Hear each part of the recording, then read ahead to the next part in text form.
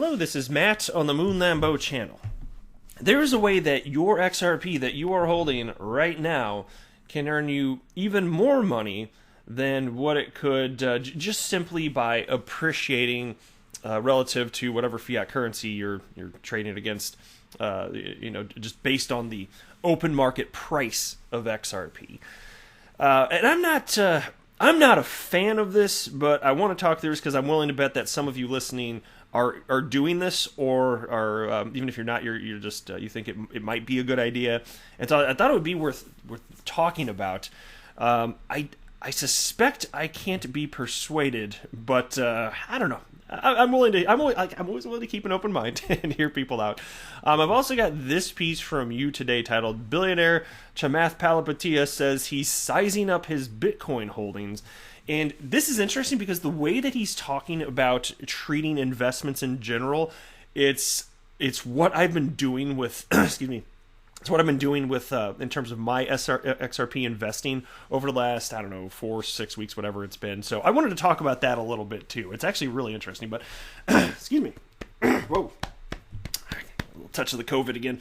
But before we go any further, if you would please delicately tap that like button, I would definitely appreciate the support. And also, I recommend that you treat yourself, girl, by subscribing to the Moon Lambo channel, which is the best channel in all of the YouTubes. Alright, so what was I talking about? Another way to make money off of your XRP? Well, here's the headline from Daily Hodl. New DeFi platform, which stands for Decentralized Finance, allows traders to earn yield on Bitcoin, XRP, and 5 additional assets. Harvest, a new decentralized finance platform, or DeFi for short, built on the Kava blockchain, plans to launch services that will allow users to earn more on Bitcoin, XRP, and 3 other cryptocurrencies. Harvest is Kava Lab's first application. It will offer users opportunities to supply digital assets for lending and earn interest on them, as well as use their crypto as collateral for borrowing, according to Brian Kerr, Kava's co-founder and chief executive. Both borrowers and lenders earn HARD, H-A-R-D, which is Harvest's governance token. And so, right there, okay, I believe that in all likelihood, if you could fast forward however far to a point where, whatever it means, the asset class, crypto asset class is sufficiently matured, I can see things like this having take hold. Like, is there something to decentralized finance? Almost certainly, yes. I'd be very surprised if it weren't something. In its current form today, it's not so hot, in my opinion. You can think about all the crazy DeFi coins that are ramping up in price. It's just the frenzy around that in terms of price action reminds me exactly of what happened in 2017 with the ICO boom and then ultimate bust. It's just a money grab, right? Right now, that part of it anyway. Now, for years, there have actually been platforms where you can, lend your XRP, your cryptocurrency, and earn interest on it, right? And so, in addition to this, you can take out loans effectively. You can put up your XRP and get a loan. And I'm just sitting here thinking, like, holy hell! I'm thinking about, and this is back to something I was saying in a video just the other day. It's like, I think that most people don't have any earthly idea of what it is that they're holding when they hold XRP. This is a monster, in my humble opinion. And mind you, I don't have a financial background. I'm not offering financial advice. Do not buy or sell because of me. Don't do anything because of me. I just enjoy talking about this stuff as a hobbyist, essentially. And it's fun to make YouTube videos on top of that. And I love engaging with the community. But to me, I just think about the potential return, the asymmetrical return opportunity in an XRP, even if it just got back to all-time highs, which I'd be surprised if it didn't eventually. I'm not going to put a timeline on that, and I don't actually make any sort of specific price predictions. I don't do that. I'm never going to, because that'd just be made up nonsense, because I don't even read charts. I'm not interested. I just like to research fundamentals. But it'd be weird to me if it never got back up there. And so when you're talking about giving somebody else your XRP to hold, to earn interest, or to put it up as collateral, like, you no longer have the private keys. You ever heard the phrase, not your keys, not your crypto? I'm sure pretty much all of you have heard that at one time or another. And so for me, I don't know what it would take to sway me, but I would never do this. And nothing against any of you that are have decided to put up any cryptocurrency, whether it's XRP or anything else, to earn a little extra interest. Maybe it is bulletproof and it's extra safe, but I don't know to what degree you could possibly convince me to take that risk, because I think that the XRP that I'm holding could have such a multiplier effect that it could effectively be worth a fortune one day if it goes to where I suspect it might in terms of price action. And so to put any amount of that, to put that up at to any level of risk, I'm just like, no. And then you could say, well, maybe you just put up a little bit. And I'm like, well, then what's the point? Because it's not gonna be that much then. And also, I'm not interested in taking out a loan for anything on top of that. I think loans generally, look at the way people treat credit cards, at least in America, like, it's not ideal. It's spending more than you make, not ideal. And if you're not doing that, generally speaking, other than major purchases like a home, it's like, to me, it just doesn't make sense to take out a loan for pretty much anything. It's like, if you don't have the money, you don't spend it, right? That's just my humble opinion. Nothing against you if you feel differently. I'm just sharing with you an opinion, and I encourage diversity of thought. But I can't imagine what it would take to actually put my XRP up either as collateral or to just lend it so that I can earn interest on it. Because if it's a legit platform, what are you going to earn, like 8%? Well, you can do it with the stock market, just like, I don't know, put some money up. But I'm not going to risk my frickin' XRP, because one damn thing goes wrong, and you're going to have the worst day of your freaking life if something goes wrong. I just... I'd love to hear what you guys think. Before moving on to the next topic here, I would love to hear if any of you are doing this. Again, I'm willing to be persuaded if you've got a compelling argument, but I just don't know what it would take for me to be like, yeah, I'm just going to put all of my XRP or a portion of it up, to be lent so I can earn interest on it. I'm looking at the asymmetrical opportunity for returns on just based on the open market price of XRP. Shout out to XRP Crypto Wolf for sharing this next piece with me. Just billionaire Chamath Palihapitiya says he's sizing up his Bitcoin holdings.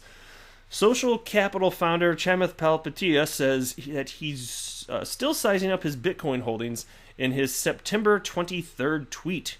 He also claims that nothing could compare to his Bitcoin bet that he made in a distant 2012. And here's a quote: "Take the time to understand what you own. So deeply that you could be all in if necessary. It should never come to pass, but if you have this level of conviction, you will size and add appropriately and let your slugging percentage do all the talking." And that rings true to me.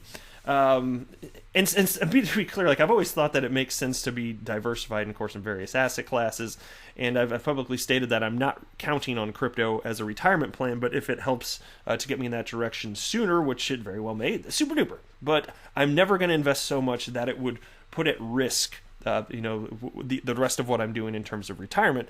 And so, when it comes to conviction here, I get it. So, like, I understand what's happening with XRP so deeply that I could be all in it. And I mean, what do you mean by all in, though? Like, literally everything into it?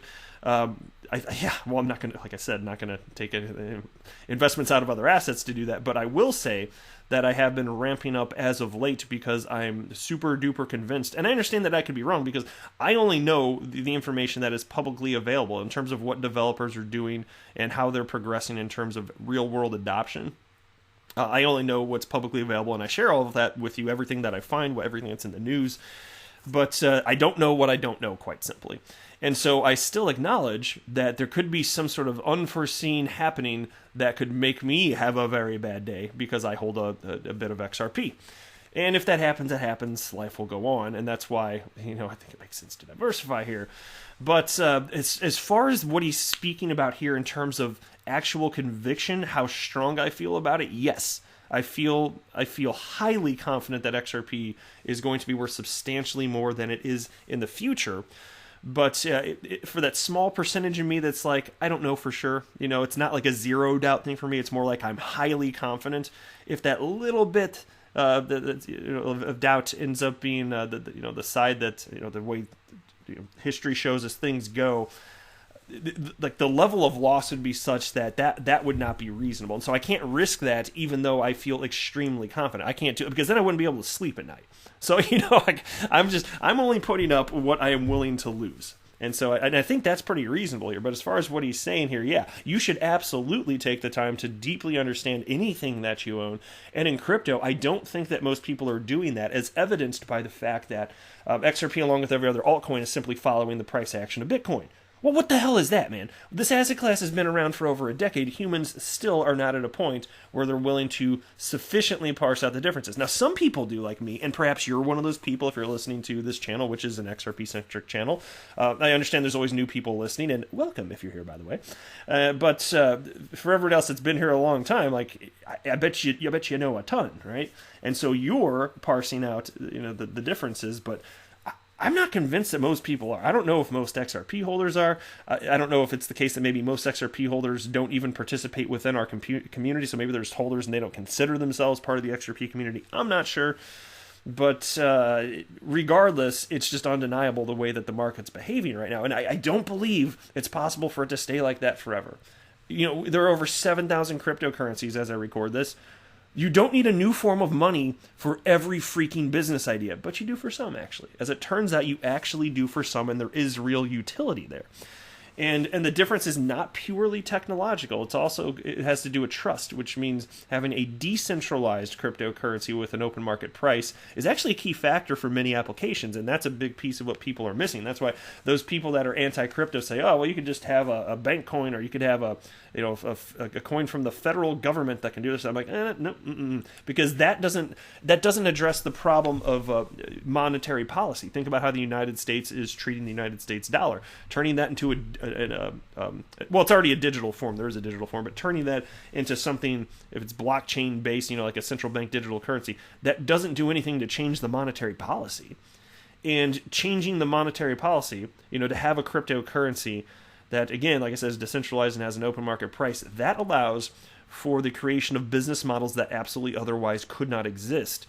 And that's, to me, what is exciting about investing in XRP. What Ripple is doing in positioning XRP as a cryptocurrency would not be possible without blockchain, and it would not be possible if XRP wasn't sufficiently technologically advanced, and it wouldn't be possible if it wasn't decentralized. It wouldn't be possible if it didn't have an open market price.